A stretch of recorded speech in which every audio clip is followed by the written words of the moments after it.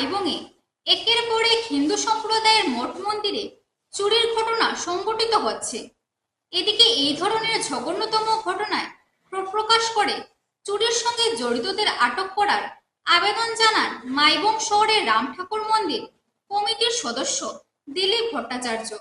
হাফলং থেকে প্রশান্ত ভট্টাচার্যের রিপোর্ট।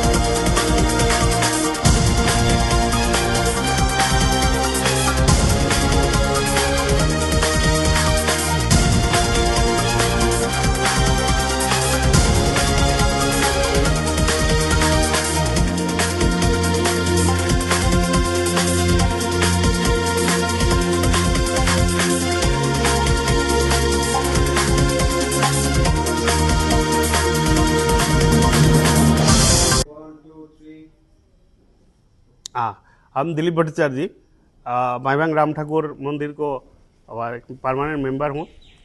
तो कल रात में हम लोग को माइबंग राम ठाकुर मंदिर चोरी हुआ। जैसे हम लोग को प्रणामी बक्स जो है प्रणामी बक्स लेके गया।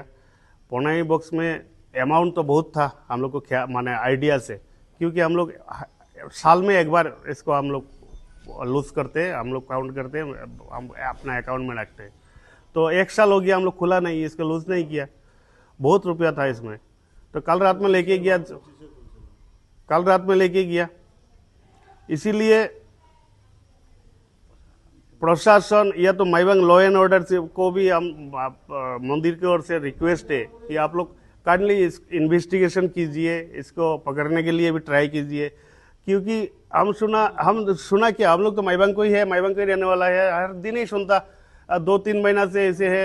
माइबंग दुर्गाबाड़ी में चोरी हुआ, माइबंग हनुमान मंदिर हुआ, माइबंग तारकनाथ धाम, शिव धाम, नीलकंठ धाम, सब जगह में चोरी होता। मंदिर को इवन मंदिर को जो बेल होता, घंटा होता, वो भी लेके जाता। ये चोर कौन है? इसको पकड़ना चाहिए, इसको कंडेम करना चाहिए, नहीं तो मंदिर बचेगा कैसे? हम लोग को धर्म को कुछ चीज़ रहेगा ही नहीं माइबंग में।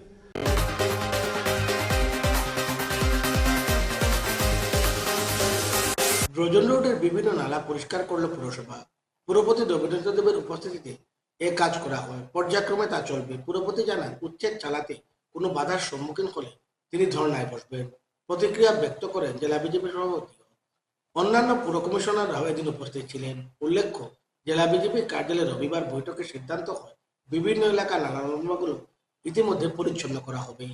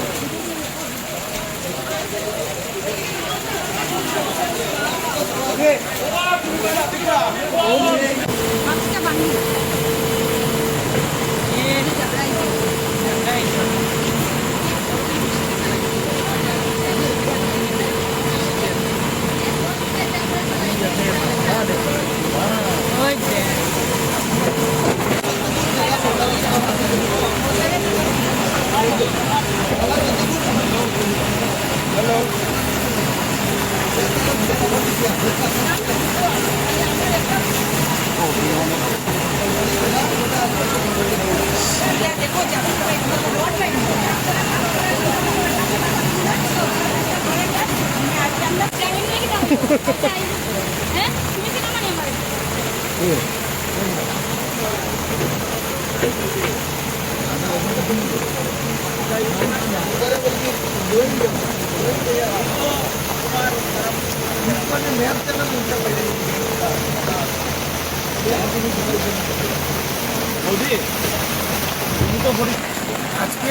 বিগত দিনে করিমগঞ্জ পৌরসভায় বিভিন্ন সময় আমরা পৌরসভা অনেক কাজ করেছে, তদুপরি অনেক কাজ বাকি রয়ে গেছে এবং ড্রেন অনেক জায়গায় ব্লকেজ রয়ে গেছে। আজকে আমরা সিদ্ধান্ত নিয়েছি যেসব কারণে আমাদের এখানে কৃত্রিম বন্যা হচ্ছে সেগুলিকে আমরা ক্লিয়ার করে দেব এবং জনসাধারণের যেসব সাফার করছে জনসাধারণকে এই সাফার থেকে আমরা মুক্তি করতে চাইছি।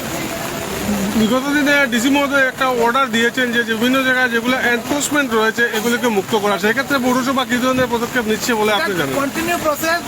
সরকারি জায়গায় যারাই আজকের দিনে এনক্লোজ করে থাকবেন ওরা তৈরি হয়ে থাকুন, যে কোনো সময় আমরা সিদ্ধান্ত নিয়ে এগুলিকে এনক্লোজ করবো জনসাধারণের স্বার্থে। দেখা যাচ্ছে বজেন্দ্র রোডে আপনারা ক্লিয়ারেন্সে নেমেছেন, কি দেখলেন, কি ড্রেনেজ অবস্থা, কোন কোন জায়গায় ডিসপুট? খুব শোচনীয়। কোনো কোনো জায়গায় এনক্লোজ আছে, কোনো কোনো জায়গায় কারো স্ল্যাব আছে যেখানে জলে লেগে জলের ফোর্সটাকে কমিয়ে দিচ্ছে। তো সবগুলো মিলিয়ে আমরা আবারও বিবেচনা করবো। এখন শুধু এসেছি কোন কোন জায়গায় ব্লকেটগুলো আছে এই ব্লকেটগুলো ছুটিয়ে দিয়ে যদি প্রিলিমিনারি স্টেজে জলটাকে পাঠাতে পারি, কারণ এই জলের মধ্যে কোনো ম্যানুয়ালি কোনো কোথাও আমরা কাজ করতে পারবো না। জেসিবি সব জায়গায় যেতে পারছে না। তো বিভিন্ন সমস্যা আছে। এখানে দেখেছি ড্রেনটা ভেঙে, ওই পুরানো ড্রেনটা ভেঙে পড়ে গেছে, ওটাকে উঠাতে গেলে আমাদের জেসিবি লাগবে, কিন্তু এই এলাকাটা জেসিবি এখন ঢুকানো সম্ভব হবে না। কিন্তু ভেবেছিলাম আমি ম্যানুয়ালি, জলের তলে চলে গেছে, ম্যানুয়ালি রড টড আছে, এগুলোকে উঠানো কষ্ট হবে।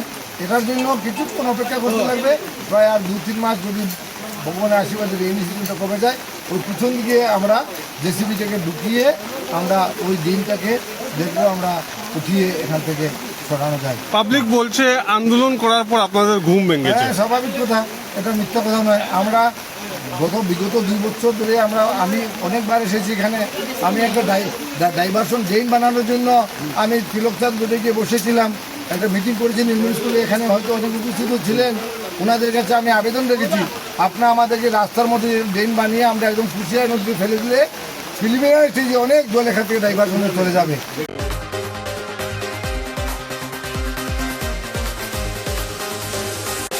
এমকেসি রিপোর্টার আজ এ পর্যন্তই। আগামী দিন আপনাদের সঙ্গে আবার দেখা হবে একই সময় একই চ্যানেলে। নমস্কার। নমস্কার।